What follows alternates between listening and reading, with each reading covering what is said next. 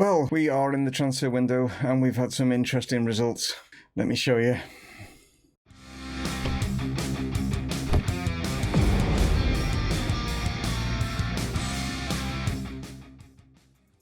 Hello guys and welcome to Dreaming is Possible here with Chesterfield, and yes, we have had some transfer not issues, that's the wrong word, transfer situations happen, more going out than actually coming in, so I'll go with the ones that are going out, and yeah, there's some real big ones. It eventually happened. Poku has left, Burnley Premier League side has come in for him. We knew this was going to come at one point, and yeah, it was a big offer as well, 2.7 million we got for him in the end, considering he was worth 300,000. That's huge, so yeah, I couldn't not let him go. I mean, obviously, it's a massive jump for him in his career and stuff like that. The other player that's gone, which is a massive shock, and I'm to apologise, Charlie, and you probably noticed your name already, but yeah, Charlie Lawrence has also left the club as well, sort of thing, and this was kind of out of my hands, Charlie, so I do apologise. It's just that it was a massive bid and you can't actually see it because obviously I'm sat in the way. 5.5 million. Yeah, that's how much Watford have come in for you, and the board basically overruled me trying to stop that deal going through. You at the time were valued at around about 225,000, so to get 5.5 million is mad. It just came out of nowhere. There wasn't any rumors regarding you leaving or anything like that. It just literally was where this bid came in and you're off to Watford. But when you've left, I have said, that you're welcome back at any time, and you've kind of said, you don't know what the future holds. So hopefully at some point I'll be able to sign you back once we've got, higher up, and that's what I'm hoping for anyway. Going through the other transfers that have moved on and stuff. But Richard O'Donnell, the goalkeeper, has gone out on loan to Burton. We've got Levi Sutton gone out on loan back to Scunthorpe. That's who we signed him from, but he's actually gone back to Scunthorpe. They came in and he's gone back there. Drissa Traore has gone out, left the club in fact. Drissa Traore has gone to Notts County for 375,000. That one was kind of because he was 29, he couldn't progress anymore. He kind of reached his his level, and yeah, he was only valued at around about 210,000. So I thought, well, we'll cash in while he's at that age. Issa Solomon also left. He's gone to Macclesfield for 245,000. Ashley Hunter has left the club as well. Yeah, big one. He's gone to Derby. Now, the reason that I accepted this one is he was valued at 400,000, and Derby have come in and paid 1.1 million for him. It's 875,000 up front. It will get to 1.1 million with 3 payments over the next 3 months or whatever. And yeah, I'm trying to think what else. We've got Kyle Warner just gone out on loan to Tranmere, and Aaron Evans Harriet has also gone out on loan. He's gone out to MK Dons. Now, because of obviously losing Poku and because we lost Charlie Lawrence, they're 2 key wingers. I've managed to get Nathan Torme in from Arsenal for 250,000, and I'll show you Nathan. This is Nathan. Basically, I brought him in, and already he's come in. He's had 1 appearance already and scored 2 goals on his debut. Not bad for a debut, is it? But yeah, he's basically the player that I brought in for 250,000. As you can see, maybe paid over the odds a little bit because his value would have probably dropped because obviously he's dropped from being in the Premier League to being in League One. But at the same time, yeah, 21 years of age, yeah, looking decent. Now, yeah, here we go with results. Yeah, this under 23s game, I'm so annoyed about. I'll get to that one in a minute. But as you can see, in the last episode, we beat Ipswich. We lost to Liverpool. Burton, and we beat 3-0. The bottom of the league, so that was expected. Luton was a 2-2 draw. Bit of shock by this one, really. Luton played really well in this one because they're kind of mid-table. But this is the big one. We should be going through here. And what I'm annoyed about with this one is the fact that we had 34 shots, 18 on target. They had 7 and 5. Yeah, it ended up being 2-2, went to penalties, and then we had 2 key chances within the penalties to go through, and this guy here, Mr. Grabara, yeah, as you can see, an 8.4. I haven't seen a goalkeeper get that sort of rating on FM. An 8.4 because he was pulling off save after save after save, and he saved quite a few in the penalty shootout. And as you can see up here, yes, they went through 8-7 on penalties. It was one of those penalty situations where it just went on and on and on. And as you can see here, these ones here, Appleby and Will Patcham, they were the two key points where we could have gone through. Not to be, but there we go. We bounced back, like I say, with Nathan Tormey getting 2 goals on his debut against Hull, and today is going to show us up against Coventry and up against our local rivals, Mansfield. That is what we're going to be in. So 2 away games in today's episode, guys. I'm trying to reject these as well because Burnley are trying to like buy up our squad at the moment, so I'm trying to do that. I've also put a bid in for this guy, Lorenzo Parola. He's out of contract, so I've put a bid in. He's from, I think he's from Inter Milan. Inter Milan, Lorenzo Parola, but he's out of contract, so I've put a bid in. Whether we'll get him or not, I don't know. I'll let you know on that one. He's a centre-back. Not entirely sure what his overall stats are because I just went in for him because he's out of contract and I thought he's got to be fairly good to be playing for Inter. Okay, so these are the 2 lineups going into this one. It's a 4-1-2-3 formation from Coventry. As you can see, and that's the other news. Patrick Garber, I brought you back from Birmingham, your loan stint at Birmingham, because obviously with Charlie Lawrence going, I needed someone because obviously we got Tormey in for Poku. We didn't have anyone sort of kind of replace Charlie. So you've come in, gives you the opportunity now to nail down that place. And you've got your number 11 as well, sort of thing, because obviously with players leaving and stuff like that, the number 11 shirt has become available. So I'm sure you'll be happy with that one. Right, the other players that are in, we've got Matthews in goal, Medina at right back, Yanni at back, Sorensen, Lewis is the back 4, kind of establishing itself. Maybe Wyatt comes in there now and again.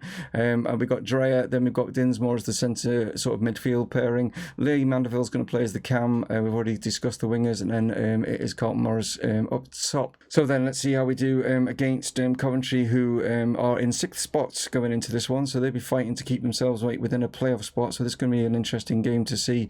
We have got a decent lead still at the top of the table, as you can see, in the league table, just over there to the left, as they're surging forward here. There's a great opportunity. What a block there from Tormey, or not from Tormey, should I say, from Yanni. Geez, I'm losing the plot.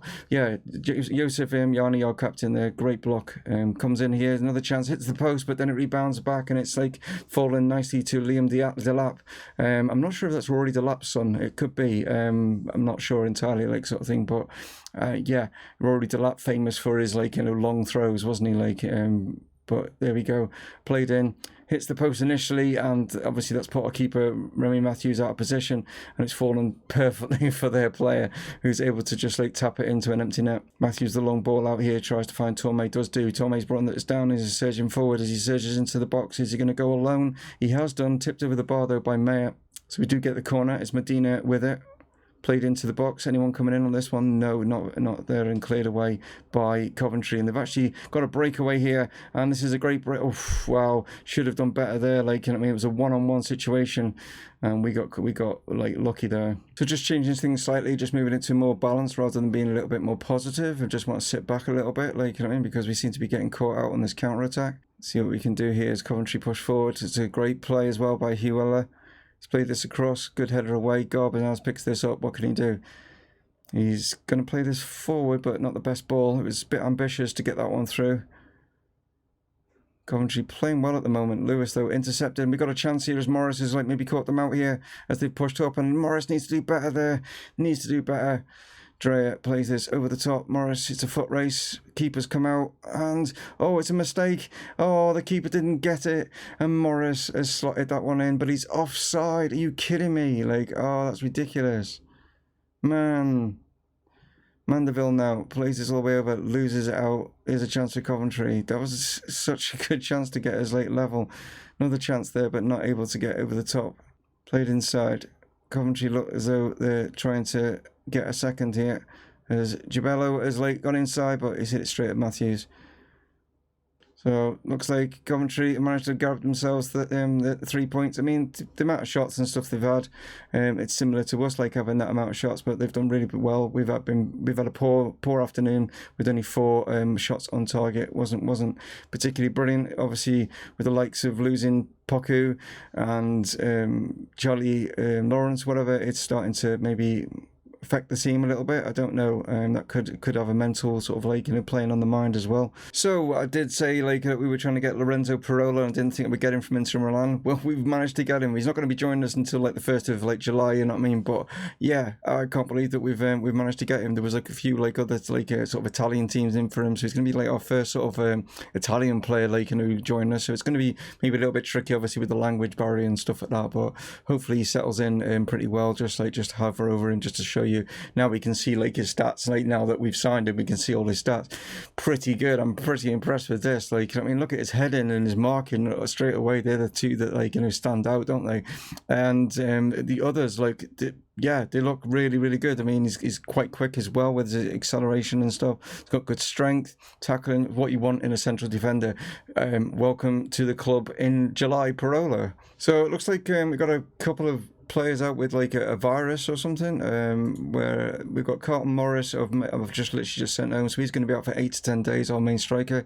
That's not good. And obviously Adam Lewis, like, you know, our left back, he's going to be out for nearly 2 weeks with this virus as well, like, sort of thing. So a couple of them like got taken ill there. So yeah, a few changes are going to have to be made for this Mansfield game. Wow, we've just had a massive bid in for Tim Woods. Yes, Tim, you've had a massive bid. You're only valued at 13,750. Like, I mean, that's what you're basically valued at. And Burnley are determined to get you. They've had 3 bids and we've rejected them. And this is like by far the biggest at 4.8 million for a player that's worth only 13,000. That is massive. Luckily, the board have kind of left it up to me. I mean, I hope if I like hit click reject or whatever, that they're not going to overrule it, which they have done before, like I say with the Charlie Lawrence one. But yeah, it's an initial 3.2 million up front, and then it's going to be 1.6 million over 3 initial payments. But that is massive. Like, you know what I mean? You'd end up joining like Poku, who's obviously joined Burnley as well. But yeah, I'm a bit worried that by rejecting it, your player's going to say something like, or your agent's going to say like, you know, my player wants to further his career and get into the Premier League and stuff like that. But I'm going to go for reject and see what happens. Nothing so far, but I'll let you know. So we're half an hour in, and it's our first highlight as this one's played up here, and from Mansfield's goalkeeper. Here's their chance as they play it out, as White has managed to get past Humphrey, but Humphrey managed to get a block in. He's found Torme being forced back, and it's that's not good at all. A terrible error as a back pass from Torme puts Matthews in a really tough situation, and Simmons has managed to get in. He initially hits the post, but then he's able to be quickly onto it for the rebound. But I don't know what Torme was doing here. He's pushed himself all the way back, and he's not seen Simmons there. Simmons has gone round, and Matthews tried to get hold of it and made a complete hash of it, and then Simmons has got in, and that is terrible. Yeah, not good. So coming up to half-time, and we're still trailing by that goal to 0, even though we've had more of the attempts. Again, it's only 2 on target. That's what's letting us down right now. So going to go more attacking for the second half. Let's see if we can catch Mansfield out. Get some of these shots on target would be beneficial. So a chance here as Humphrey puts this one into the box. We've got someone there. Keeper's out. Torme, can he make up for it? He can't. Keeper did come a long way there, but completely missed it. So just going to make 2 changes. Tom Humphrey coming off. He's on a yellow card. He's not playing. Not playing that particular. He's playing okay, but it's like his fitness is like, you know, probably the lowest at 70%. Nathan Torme though, 6.1. You know what I mean? He's had a terrible because of that back pass and stuff like that. So Ethan Walker has come on there and Medina's come on there. So the left side's completely changed. So can we at least get a draw from this one? I'm going to go full attacking now. See if we can get something with 10 minutes left to go. We have got a chance here from Richard Wyatt's throw-in. Finds Clark. What can he do? He's picked out. It's nobody, unfortunately, but it's fallen to Wedgbury. Sam Wedgbury now goes for it. What a strike. Sam Wedgbury, second goal of the season, and he's given us the draw. Like, you know, at the moment, 1-1 is the score. What a hit from him, though. It was poor initially from Clark here. He didn't really pick anyone out, like, from that particular, like, I don't know what he was trying to do, but he didn't pick anyone out. But Wedgbury just takes it down, and what a hit. Straight there in that top corner.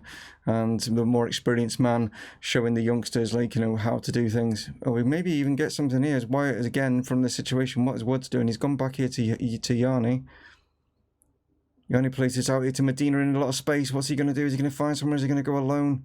Medina's played it across. Garber's coming in for a stick. It's come to Appleby, and it's just hitting defenders and not going in the back of the net. They're just snatching at shots there, and that should have been just a little bit more composure in front of goal there. Ethan Walker now. Here's Medina. Plays it inside. Here is Sam Wedgbury. Plays it through. Tim Woods, can he get the winner? No, he can't. Hits it straight at the defender, and they've got a breakaway here as Simmons has surged in behind. He's got players on him, but Matthews comes out, does well, but it's not gone out for a corner as Simmons keeps hold of this one. It's played back to Khan. What can he do? He finds White.